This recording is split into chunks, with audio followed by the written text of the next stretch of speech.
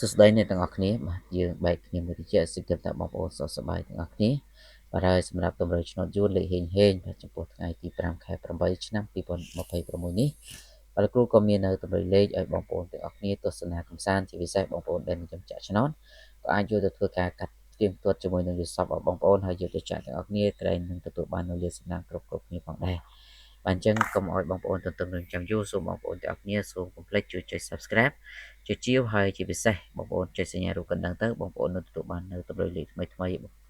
បាទពី Channel ខ្ញុំបាទមុនគេជារៀងរាល់ថ្ងៃអញ្ចឹងយើងត្រៀមក្រដាសដើម្បីធ្វើការកត់ចំណាំលេខទាំងអស់គ្នា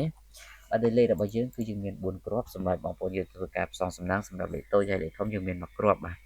លេងឆ្នោតដែលយើងលេងហ្នឹងគឺយើងលេងឆ្នោតយួនថ្មីយួនចាស់ចំពោះឆ្នោតយួនថ្មីគឺបងប្អូនទាំងអស់គ្នាលេងម៉ោង10កន្លះ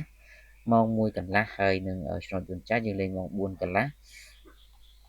ម៉ោង6កន្លះបាទអញ្ចឹងបងប្អូនទាំងគ្នាអាចលេងបានទាំងគ្នាបាទដោយគ្រាប់ទី1គឺយើងយក88បាទ88បងប្អូនមានលទ្ធភាពអាចគុណត្រឡប់បានបាទ